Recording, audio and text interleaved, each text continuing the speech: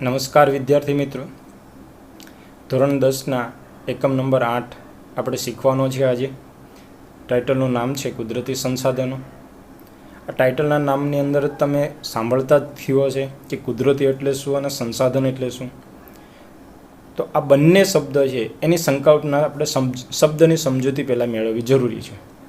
જો એકમનું ટાઇટલના શબ્દ બંનેની વ્યાખ્યા તમે સમજી ગયા તો એકમ તમે સરળતાથી સમજી શકશો.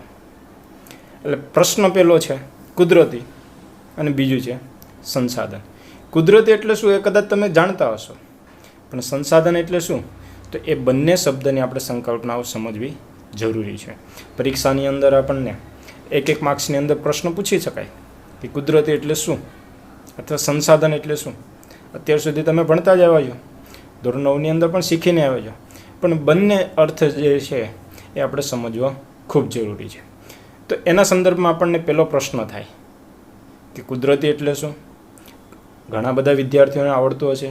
કુદરત એટલે કે કુદરત દ્વારા જે કંઈ પણ ચીજ વસ્તુઓ નિર્માણ થઈ છે એ આપણને પ્રાપ્ત થઈ છે એ બધું કુદરતી છે. જ્યારે સંસાધન એટલે શું તો કે મનુષ્ય પોતાની જરૂરિયાતો સંતોષવા માટે જે ચીજ વસ્તુઓ છે એનો ઉપયોગમાં લે છે તે આપણા માટે સંસાધન બની જાય છે. હવે સમજો મિત્રો કે સંસાધન એટલે શું, સંસાધનની સંકલ્પનાઓ સ્પષ્ટ કરો. આવો 2 માર્ક્સની અંદર પ્રશ્ન પૂછાય તો આપણે એમની વ્યાખ્યા તો પહેલાં લખવાની જ છે.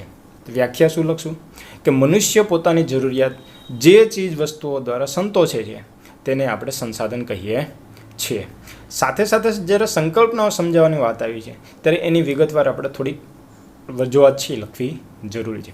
બિનજરૂરી લખાણ લખવાની જરૂર નથી, પણ આપણને જે સંસાધન એટલે શું એના બાબત આપણને આવડતી હોય એ જ આપણે લખવાની રહેશે. તો જોઈએ કે ભાઈ મનુષ્ય જે કોઈ પણ ચીજ વસ્તુ ઉપર આશ્રિત હોય એટલે કે નિર્ભર હોય. તમને ખ્યાલ હશે કે ભાઈ આપણે કોઈના ઉપર નિર્ભર છો. તમે અત્યારે કોના આશ્રિત છો તો કે આપણા મમ્મી પપ્પાના ઉપર. કે જે કંઈ પણ ખર્ચ આપણને જરૂરિયાત પડે છે ત્યારે આપણે મમ્મી પપ્પા પર છે પૈસાઓ છે એ આપણે લઈએ છીએ. જ્યારે મનુષ્ય પોતાની એ ચીજ વસ્તુ એટલે કે જરૂરિયાત પૂરી કરવા માટે જે કંઈ પણ વસ્તુઓનો ઉપયોગ કરે છે તે સંસાધન બની જાય છે. એ આપણે જોયું. હવે જોવાનું છે કે ભાઈ માનવી પોતે આ જરૂરિયાતો પૂરી કરવા માટે જે શારીરિક અને બૌદ્ધિક ક્ષમતા છે એનો ઉપયોગ કરે છે. હવે પ્રશ્ન એ છે શારીરિક એટલે શું અને બૌદ્ધિક એટલે શું. શારીરિક કે આપણે શરીરની શક્તિનો ઉપયોગ કરી અને જે ચીજ વસ્તુઓ આપણે મેળવીએ છીએ તે શારીરિક, એટલે એક અર્થમાં કેવું હોય તો કે શરીરને શ્રમ કરીએ છીએ. બીજું બૌદ્ધિક, આપણે મગજની બુદ્ધિનો જે ઉપયોગ કરી અને એ શક્તિ વડે જે આપણે મેળવીએ છીએ તે બૌદ્ધિક. હવે બંને શબ્દ સમજો. શારીરિક એટલે કે ભાઈ આપણે પૃથ્વીના પેટાળની અંદર ઘણા બધા ખનિજો દટાયેલા છે, એનો આપણે શરીરનો ઉપયોગ દ્વારા બહાર કાઢવાનો પ્રયત્ન કરશું એટલે કે ખોદકામ કરશું.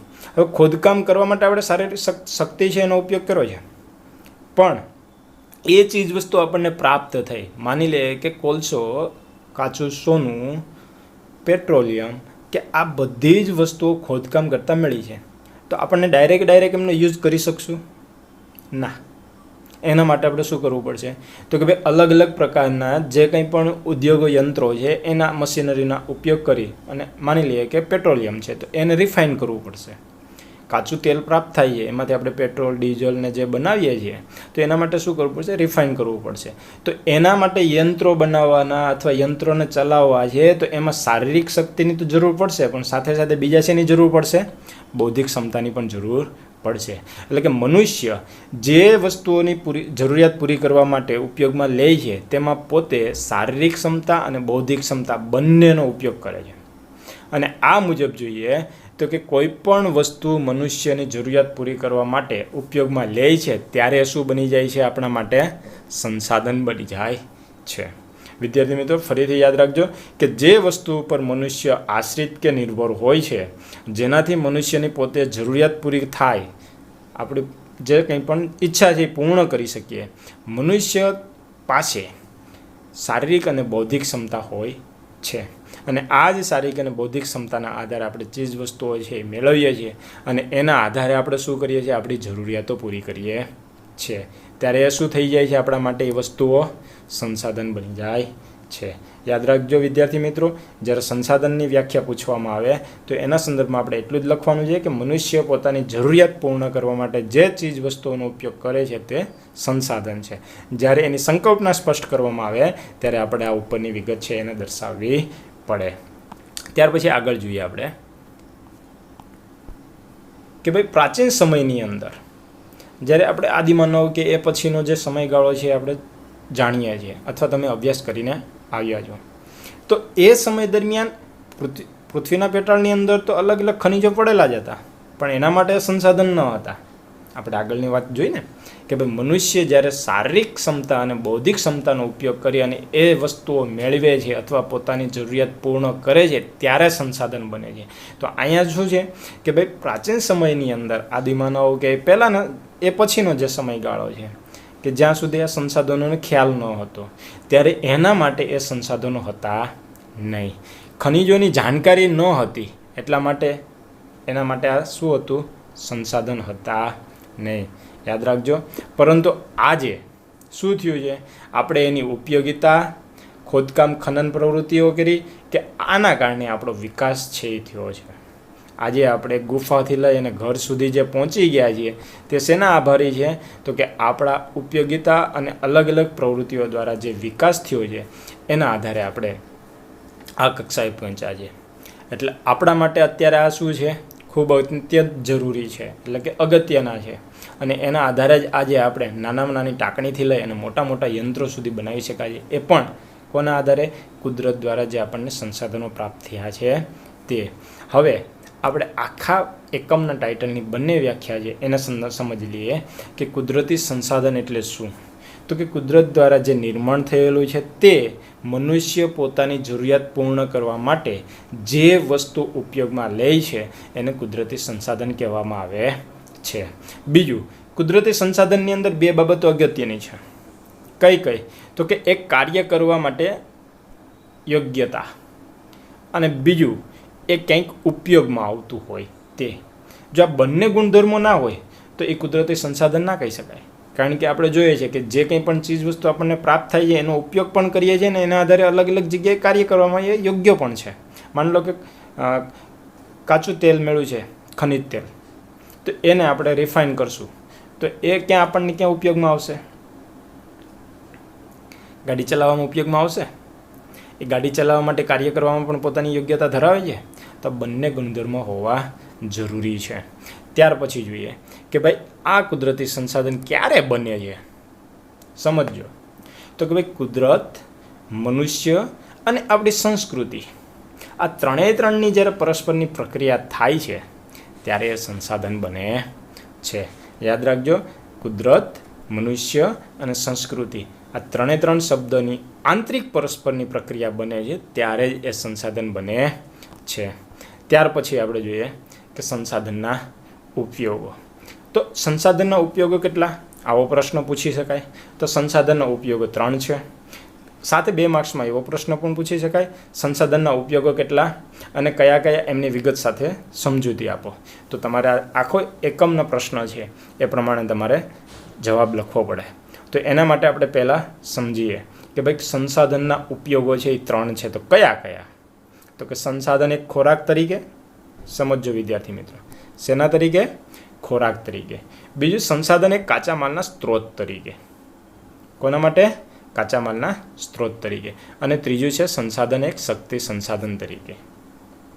ત્રણની વ્યાખ્યાઓ આપણે સમજવાની છે, પણ પહેલાં સમજી લઈએ કે ભાઈ આનો ઉપયોગ શા માટે। તો સમજીએ કે ભાઈ સંસાધનો આપણને અલગ અલગ વિવિધ રીતે ઉપયોગી છે।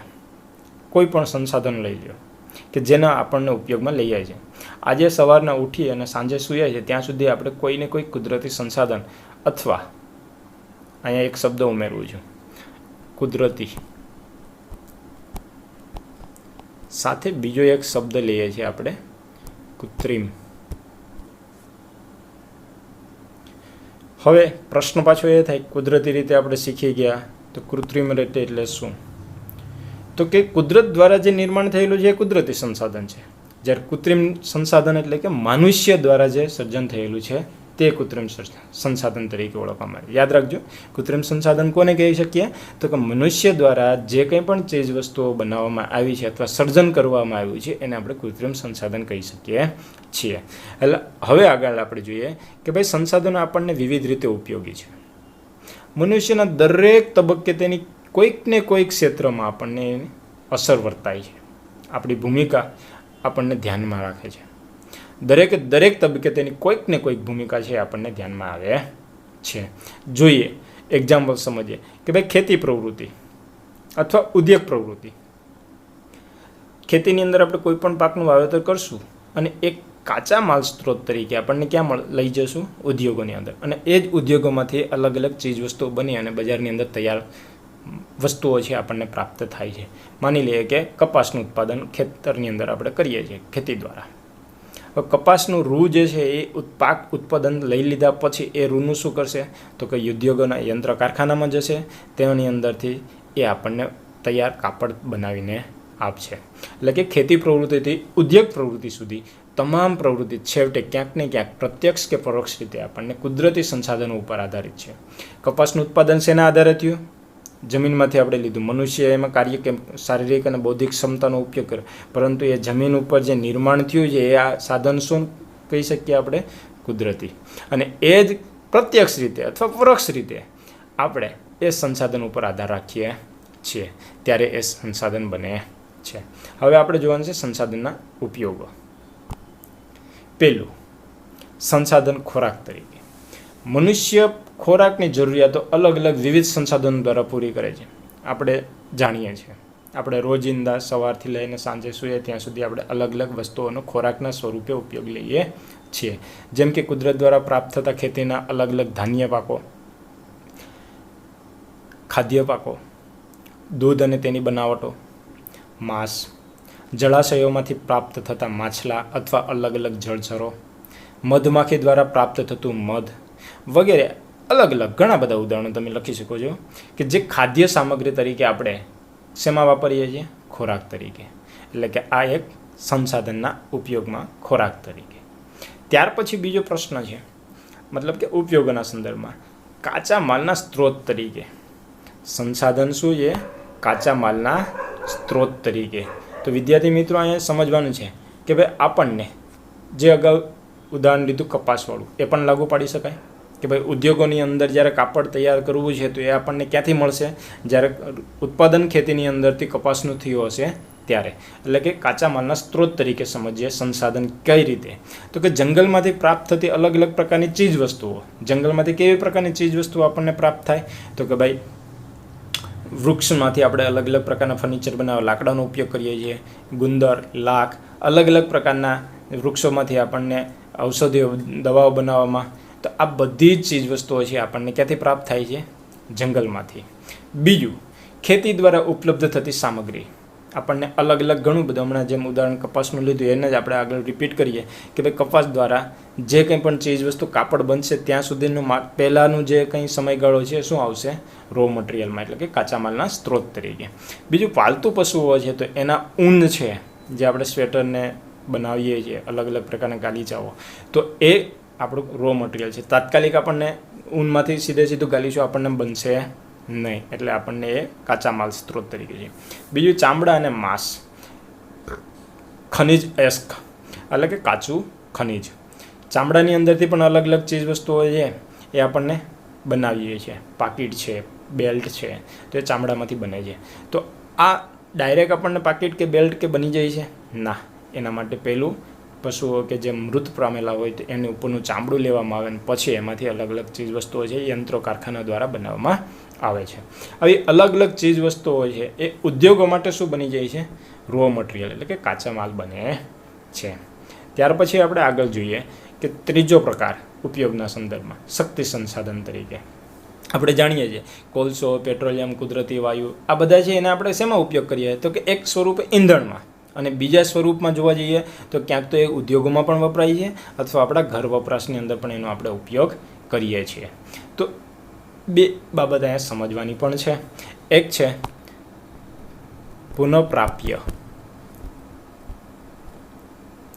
અને બીજું છે પુનઃ અપ્રાપ્ય. કોને કહેવાય? તો કે એક વસ્તુઓ છે એ આપણને ફરીથી પ્રાપ્ત થાય છે અને એક વસ્તુ એવી છે કે આપણને ફરીથી પ્રાપ્ત થતું નથી. એટલે કે પુનઃપ્રાપ્ય છે એ ફરીથી મળે છે, જ્યારે પુનઃ અપ્રાપ્ય છે આપણને ફરીથી મળતું નથી. અહીંયા વ્યાખ્યા એટલા માટે સમજાવી છે કે ભાઈ અહીંયા આપણે બીજી વ્યાખ્યા જે જોવાની છે કે ભાઈ સૂર્યપ્રકાશ, પવન, સમુદ્રના મોજા, ભરતી ઉર્જા, જળ ધોધ, આ બધા થકી પણ આપણે ઉર્જા તો પ્રાપ્ત કરીએ છીએ. જેમ ઉપર આપણે જોઈએ છીએ કોલસો, પેટ્રોલિયમ, કુદરતી વાયુ, તો એનાથી તો આપણે ઉર્જા મળીએ છીએ. ઈંધણ તરીકે આપણે વાહનોની અંદર ઉપયોગ પણ કરીએ છીએ. તો એની સરખામણીમાં બીજા જે શબ્દો છે કે જે પુનઃપ્રાપ્ય છે, આપણે અખૂટ છે, ફરીથી આપણને એનો ઉપયોગ કરી શકશું. જ્યારે ઉપરના જે શબ્દો જો આપણે જોયા છે કોલસો, પેટ્રોલિયમ, કુદરતી વાયુ, એ પુનઃ અપ્રાપ્ય છે. એક સમય એનો જથ્થો છે એ મર્યાદિત છે, એ પૂર્ણ થઈ જાય છે, પછી આપણે એને બનાવી શકશું નહીં. એટલે અહીંયા એક અર્થમાં બંનેને સમજવાના હતા, પુનઃપ્રાપ્ય અને પુનઃ અપ્રાપ્ય. તો અહીંયા સમજી શકીએ સૂર્યપ્રકાશ, પવન, સમુદ્ર મોજા, ભરતી ઓટ, જળ ધોધ, આ બધું કેવું છે? પુનઃ પ્રાપ્ય છે. જ્યારે કોલસો, પેટ્રોલિયમ, કુદરતી વાયુ છે એ બધા પુનઃ અપ્રાપ્ય છે. ત્યાર પછી આપણે આગળ જોઈએ સંસાધનના પ્રકાર. જો મિત્રો યાદ રાખજો, આપણે અત્યાર સુધી કુદરતી સંસાધન એટલે શું એની વ્યાખ્યા બંનેની અલગ અલગ જોઈ. હવે એના ઉપયોગો જોયા. 3 અલગ અલગ સંસાધનના આપણે જીવનની અંદર ઉપયોગ કરીએ છીએ. કયા કયા? ખોરાક તરીકે, કાચા માલના સ્ત્રોત તરીકે, અને ત્રીજું શક્તિ સંસાધનના સ્ત્રોત તરીકે. હવે આપણે જોવાનું છે સંસાધનના પ્રકાર. જો સમજો મિત્રો, આ થોડોક ટોપિક સરળ છે પણ અંદર પેટા મુદ્દા ઘણા બધા આવશે, એટલે તમારે દરેક મુદ્દાઓને સમજવાના છે. તો કે સંસાધનના પ્રકાર કેટલા? તો અહીંયા પણ પાછા કેટલા પ્રકાર આવશે? 3. સંસાધનના અલગ અલગ ઉપયોગો કેટલા? 3. પ્રકાર 3. પ્રકાર કયા કયા? તો કે માલિકીના આધારે, પુનઃપ્રાપ્યતાના આધારે અને વિતરણ ક્ષેત્રના આધારે. 3 પ્રકાર છે એની આપણે વિસ્તૃત ચર્ચા કરીએ. પહેલું જોઈએ કે માલિકીની દ્રષ્ટિએ સંસાધનના પ્રકાર. પહેલું છે માલિકી. માલિકી એટલે કે અહીંયા એના પાછા 3 પ્રકાર પડે છે. કયા 3 પ્રકાર પડે છે? તો કે ભાઈ વ્યક્તિગત સંસાધન, રાષ્ટ્રીય સંસાધન અને વૈશ્વિક સંસાધન. મિત્રો યાદ રાખજો, અહીંયા માલિકીની દ્રષ્ટિકોણથી 3 પ્રકાર પડે છે.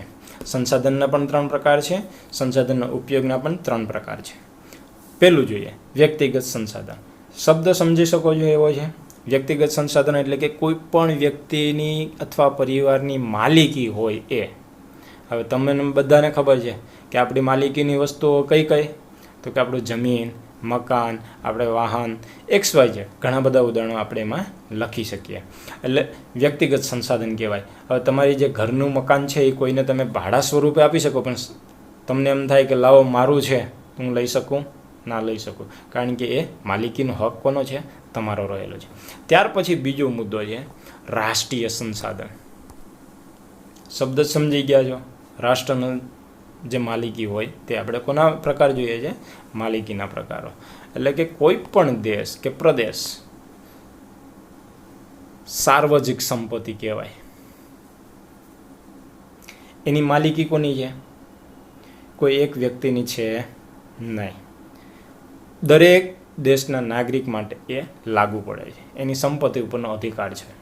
જેમ કે તમે અલગ અલગ સાર્વજનિક સ્થળો છે એમાં મુલાકાત લીધી હશે, પ્રાણી સંગ્રહાલયની અંદર મુલાકાત લીધી હશે, બગીચાઓમાં ગયા હશો, મંદિર, મસ્જિદ, અલગ અલગ જે પ્રવાસન સ્થળો છે તેની મુલાકાત લીધી હશે. એ કોઈ માલિકીના હસ્તક છે નહીં. એ કોની પ્રોપર્ટી કહેવાય માલિકી? તો કે રાષ્ટ્રની માલિકી કહેવાય. હવે અહીંયા આપણે પાઠ્યપુસ્તકના સંદર્ભમાં જે ઉદાહરણ આપ્યા છે એ તો કે ભાઈ એક છે લશ્કર. ભારતના 3 દળો જાણતા હશો. કયા? તો કે ભૂમિદળ, હવાઈ દળ અને નૌકાદળ. આ 3 દળ છે એ તમને રાતે સ્વપ્નમાં આવે કે ભાઈ મારે પાકિસ્તાન જોડે કે બીજા કોઈ રાષ્ટ્ર જોડે યુદ્ધ કરવું છે અને મારે સૈન્ય છે એનો ઉપયોગ કરવો છે. આપણે કરી શકશું? ના કરી શકીએ. પરંતુ જ્યારે દેશ ઉપર ક્યારેય એવી આફત આવી હોય અને યુદ્ધ જેવી પરિસ્થિતિનું નિર્માણ થાય ત્યારે રાષ્ટ્રની સંપત્તિના સંદર્ભમાં સરકાર હસ્તક આપણું લશ્કર છે એનો ઉપયોગ કરી શકીએ. એટલે કે અહીંયા કોઈ એક વ્યક્તિની એ સંપત્તિ છે નહીં. યાદ રાખજો વિદ્યાર્થી મિત્રો.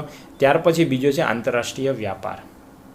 હવે એક દેશથી બીજા દેશની અંદર જે આયાત નિકાસ થાય છે તો એમાં જે કંઈ પણ સરકાર હસ્તકના જે નીતિ નિયમો છે એને આધીન છે એ થાય છે. એ કોઈ એક વ્યક્તિની માલિકી છે નહીં. આયાત નિકાસ તમે જાણતા હશો. આયાત એટલે કે બીજા દેશની અંદરથી આપણા દેશની અંદર જે ચીજ વસ્તુઓ મંગાવીએ છીએ તે નિકાસ એટલે કે આપણા દેશની અંદર જે કંઈ પણ ચીજ વસ્તુઓનું ઉત્પાદન થાય છે ને બીજા દેશની અંદર આપણે મોકલીએ છીએ તે. ત્યાર પછી ત્રીજું જે માલિકીની દૃષ્ટિકોણથી જે એનો પ્રકાર છે એ જોઈએ તો કે વૈશ્વિક સંસાધન. અહીંયા જો કોઈ વ્યક્તિગત માલિકી પણ નથી, કોઈ રાષ્ટ્રની માલિકી પણ નથી, પણ કોની માલિકી છે? વિશ્વ, સમગ્ર વિશ્વ માનવની. હવે આ માલિકી છે એનો ઉપયોગ ક્યાં થઈ શકે? યાદ રાખજો મિત્રો કે જ્યારે વિશ્વની અંદર દરેક વ્યક્તિના સંદર્ભ વૈશ્વિક સંસાધનની જે વાત કરીએ ત્યારે કે સમગ્ર દુનિયાની ભૌતિક એવી તમામ પ્રકારની સંપત્તિ, યાદ રાખજો કે એનો ઉપયોગ માત્ર ક્યાં કરી શકીએ આપણે? દરેક મનુષ્યના કલ્યાણ સંદર્ભમાં જ એનો ઉપયોગ કરી શકીએ. તમને મારા પોતાના અંગત ઉપયોગમાં કરવો હોય તો એને આપણે કરી શકતા નથી. એટલે એનું ઉદાહરણમાં શું આવશે તો કે વિશ્વના બધા જ રાષ્ટ્રોની સહિયારી માલિકીનું સંસાધન તરીકે ઓળખવામાં આવે છે. કે વિશ્વનો કોઈ પણ નાગરિક હોય કે જેણે આ પૃથ્વી સૃષ્ટિ ઉપર જન્મ લીધો છે એ તમામ પ્રકારે એના માલિકી અધિકાર બની જાય છે. હવે ત્યાર પછી આપણે બીજો પ્રકાર જોવાનો છે વિતરણ ક્ષેત્રના આધારે. હવે એના 4 પ્રકાર પડે છે. યાદ રાખજો અત્યાર સુધી ત્રણ પ્રકાર શીખ્યા છે પણ વિતરણ ક્ષેત્રના સંદર્ભમાં 4 પ્રકાર પડે છે. હવે વિતરણ એટલે શું તો કે ભાઈ સમગ્ર વિશ્વની પૃથ્વી ઉપર અલગ અલગ વિસ્તારની અંદર આપણે જાણીએ છીએ કે કોઈક પ્રદેશની અંદર કોલસો મળી આવે છે, કોઈક પ્રદેશની અંદર કાચું તેલ મળી આવે છે, કોઈક પ્રદેશની અંદર સોનાની ખાણ મળી આવે છે. તો સમગ્ર વિશ્વની અંદર એક જ પ્રદેશમાંથી આપણને બધા જ પ્રકારના સંસાધનો પ્રાપ્ત થતા નથી. એટલે કે સમગ્ર વિશ્વની અંદર અલગ અલગ જગ્યાએથી જે ચીજ વસ્તુ આપણને પ્રાપ્ત થાય છે એના આધારે 4 પ્રકાર પડે છે. કયા? તો પેલું જોઈએ સર્વસુલભ સંસાધન. કયું છે? સર્વસુલભ. નામ સાથે સમજી શકીએ એવું કે ભાઈ વાતાવરણમાં રહેલા ઉપયોગી વાયુઓ જોઈ શકો, ઓક્સિજન અને નાઇટ્રોજન. આપણે સમગ્ર વિશ્વમાં ગમે તે જગ્યાએ જાય ત્યાં આપણને આ વાયુઓ છે પ્રાપ્ત થાય છે. એટલે કે સર્વ કહેવાય, સુલભ. દરેક જગ્યાએ એનો આપણે ઉપયોગ કરી શકીએ, સરળતાથી આપણને પ્રાપ્ત થાય છે ઓક્સિજન અને નાઇટ્રોજન જેવા વાયુઓ. હવે તમે વિચાર કરો કે ભાઈ આ જગ્યા ઉપરથી મતલબ આપણે જે જગ્યાએ વસવાટ કરીએ છીએ કોડીનારની અંદર, અને કોડીનારથી આપણે બીજા કોઈ પ્રદેશની અંદર અથવા ગુજરાતથી બહાર ગયા હોય તો આપણને એવું જરૂરી છે કે ભાઈ કોઈ જગ્યાએ આપણને ઓક્સિજન કે નાઇટ્રોજન જેવા વાયુઓ પ્રાપ્ત નહીં થાય? ના. વાયુઓ છે કુદરત દ્વારા નિર્માણ થયેલા છે અને સર્વ જગ્યાએ આપણને પ્રાપ્ત થાય છે. ત્યાર પછી બીજો છે સામાન્ય સુલભ સંસાધન. જ્યાં સમજો સામાન્યપણે આપણને મળે તેવા, જેમ કે આપણે કોઈ પણ પ્રદેશની અંદર મુલાકાત લઈએ તો ત્યાં આપણને થોડે ઘણે અંશે પણ જળ મળશે, ભૂમિ જમીન જેવી જે વસ્તુઓ છે આપણને પ્રાપ્ત થશે. એટલે કે સામાન્યપણે જોવા મળે છે. જ્યારે ત્રીજું છે એ સમજો કોને? વિરલ સંસાધન. આ સમજવાના છે છેલ્લા 2 અગત્યના કહી શકાય એવા છે. ઉપરના બંને તમે આવડી જાય એવા છે. વિરલ સંસાધન એટલે શું તો કે એના પ્રાપ્તિ સ્થાનો જે મર્યાદિત છે એવા પ્રદેશ અથવા એવા ખનિજો કે જેને વિરલ સંસાધનની અંદર ઓળખવામાં આવે છે. પેલું જોઈએ કે ભાઈ કોલસો, પેટ્રોલિયમ, તાંબુ, સોનું, યુરેનિયમ આ બધા જ ખનિજો છે એ કેવા છે? મર્યાદિત છે. સમગ્ર વિશ્વમાં આપણને પ્રાપ્ત થાય છે પણ અમુક વિસ્તાર પૂરતી જ, દરેક ક્ષેત્રની અંદરથી આપણને પ્રાપ્ત થતા નથી. એટલે કે વિરલ સંસાધન છે મર્યાદિત પ્રાપ્તિ સ્થાનો ધરાવે છે. જ્યારે ચોથો છે એ ખાસ અગત્યનું કહી શકાય એવો છે એકલ સંસાધન. નામ સાંભળજો, સમજી શકો એવું. એકલું સમગ્ર વિશ્વમાંથી ભાગ્યે જ 1 કે 2 જગ્યાએથી મળે છે તેને આપણે શું કહીએ છીએ? એકલ સંસાધન કહીએ છીએ. જો એકલ સંસાધનની વ્યાખ્યા પૂછાય તો તમે લખી શકો કે દુનિયામાં ભાગ્યે જ કોઈ 1 કે 2 સ્થળોથી પ્રાપ્ત થાય છે અથવા મળી આવે છે તે સંસાધનને એકલ સંસાધન કહેવામાં આવે છે. હવે એના પછીના 2 પ્રશ્ન છે ને એ સમજવાના છે કે ભાઈ આવું વિશ્વની અંદર એકલ સંસાધન કયું? તો કે ક્રાયોલાઇટ. કયું છે? ક્રાયોલાઇટ. કે આ ખનિજ માત્ર ને માત્ર સમગ્ર વિશ્વમાં ગ્રીનલેન્ડ ટાપુમાંથી જ મળે છે, બીજે ક્યાંયથી પ્રાપ્ત થતું નથી. જો વિદ્યાર્થી મિત્રો યાદ રાખજો, અહીં 4 માર્ક્સના અલગ પ્રશ્ન પૂછી શકાય. મતલબ કે 1 માર્ક્સના એવા 4 પ્રશ્ન આપણે બનાવી શકીએ. કયા? તો કે એકલ સંસાધનની વ્યાખ્યા આપો, અથવા બીજો પ્રશ્ન એવો પૂછાય કે દુનિયામાં ભાગ્યે જ 1 કે 2 સ્થળોએથી પ્રાપ્ત થાય છે, તેને કયા સંસાધન તરીકે ઓળખવામાં આવે છે? તો કે એકલ સંસાધન તરીકે. ક્રાયોલાઇટ છે ક્યાંથી પ્રાપ્ત થાય છે? તો ગ્રીનલેન્ડની અંદરથી. અથવા એવો પ્રશ્ન પૂછવામાં આવે, ક્રાયોલાઇટ કે જે ગ્રીનલેન્ડમાંથી પ્રાપ્ત થાય છે એ કેવા પ્રકારનું સંસાધન છે? સમજી શકો ને? એકલ પ્રકારનું સંસાધન છે. ત્યાર પછી આપણે જે વિતરણનું વર્ગીકરણ કરીએ છીએ તો એમાં સંસાધનનો ત્રીજો પ્રકાર, પ્રાપ્ય અને પુનઃ અપ્રાપ્યના આધારે સંસાધનના પ્રકાર. અગાઉ થોડીક વાત કરીએ આપણે કે ભાઈ અમુક ચીજ વસ્તુઓ છે આપણને પુનઃપ્રાપ્ય થાય છે અને અમુક ચીજ વસ્તુ આપણને પુનઃ અપ્રાપ્ય છે કે જે ફરીથી આપણે લઈ શકતા નથી. તો સમજીએ. સંસાધનના અન્ય રીતે 2 વિભાગ પાડી શકાય. એક છે નવીનીકરણીય અને બીજું છે અનવીનીકરણીય સંસાધન. હવે આના આપણે બંને ભાગ છે એને સમજીએ. તો નવીનીકરણ સંસાધન કોને કહી શકાય? કે જેમ કે અખૂટ હોય, ફરીથી આપણને પ્રાપ્ત થાય છે. સૂર્યપ્રકાશ ક્યારેય ખૂટવાનો છે નહીં અને જે દિવસે ખૂટી જશે તે દિવસે આ સૃષ્ટિ હશે નહીં. બીજું છે પશુ પક્ષીઓ, એ પણ નવીનીકરણ છે. બીજું જંગલો, એ પણ નવીનીકરણ છે. આપણે જંગલો કાપતા જાય છે, ફરીથી પાછા વૃક્ષોનું વાવેતર કરવામાં આવે તો ઉગશે અને એ ફરીથી જંગલના સ્વરૂપમાં નિર્માણ પામશે. તો આ બધા જે ઉદાહરણો છે એ કેમાં આવશે? નવીનીકરણીય સંસાધનની અંદર આવશે. જ્યારે અનવીનીકરણ સંસાધન એટલે કે જે સંસાધનો એકવાર આપણે ઉપયોગમાં લઈ લીધો પછી એને આપણે ફરીથી ઉપયોગમાં લઈ શકતા નથી, અથવા ફરીથી આપણે બનાવવાનો પ્રયત્ન કરશું તો પણ ફરીથી બનાવી શકશું નહીં, અથવા આપણને એમ લાગે કે ચલો નજીકના ભવિષ્યમાં ફરીથી તેનું પુનઃનિર્માણ કરવું છે તો પણ આપણે પુનઃનિર્માણ કરી શકશું નહીં. આવા ખનિજો છે કે જેને અનવીનીકરણ સંસાધન કહેવામાં આવે છે. જો વિદ્યાર્થી મિત્રો યાદ રાખજો, અનવીનીકરણ સંસાધનો છે એ એકવાર આપણે ઉપયોગમાં લઈ લીધો પછી એને આપણે ફરીથી બનાવી શકવાના છે નહીં. ફરીથી આપણને ગમે તેવા પ્રયત્ન કરશું પુનઃનિર્માણ કરવાના, નિર્માણ કરી શકશું નહીં. તો એના ઉદાહરણ જોઈએ કે કઈ બાબતનો સમાવેશ થાય? તો કે ભાઈ કોલસો, પેટ્રોલિયમ, કુદરતી વાયુ, આ બધા જ ખનિજો એવા છે કે એનો જથ્થો મર્યાદિત છે. ટૂંક સમયની અંદર એ જથ્થો પૂર્ણ થઈ જાય છે પછી આપણે એમ મેળવી શકવાના છે નહીં. તો આ આવશે પુનઃ અપ્રાપ્યની અંદર કે જેને અનવીનીકરણ સંસાધન તરીકે પણ ઓળખી શકીએ છે. યાદ રાખજો, અહીં 1 માર્ક્સનો પ્રશ્ન પણ પૂછી નાખે કે ભાઈ અનવીનીકરણ સંસાધનોની અંદર કઈ બાબતોનો સમાવેશ થાય છે? તો તમારે દર્શાવવું પડે કોલસો, પેટ્રોલિયમ, કુદરતી વાયુ કે જે અનવીનીકરણ. કદાચ એની સામે નવીનીકરણના ઉદાહરણ પણ પૂછી કાઢે કે નવીનીકરણ એટલે શું અને એના ઉદાહરણ સાથે સમજૂતી આપો તો તમે એને લખી શકો કે ભાઈ અખૂટ જે વસ્તુઓ છે કે જે ફરીથી નવું બનીને આપણને સમક્ષ જ્યારે ઉપયોગમાં લઈ શકીએ છીએ બધી જ વસ્તુઓ નવીનીકરણ સંસાધનની અંદર સમાવેશ થાય છે. ત્યાર પછી જે સંસાધનોનું આયોજન અને સંરક્ષણ, જમીન નિર્માણ, જમીન અને જમીનના પ્રકારો છે એ આપણે પાર્ટ 2ની અંદર અભ્યાસ કરશું.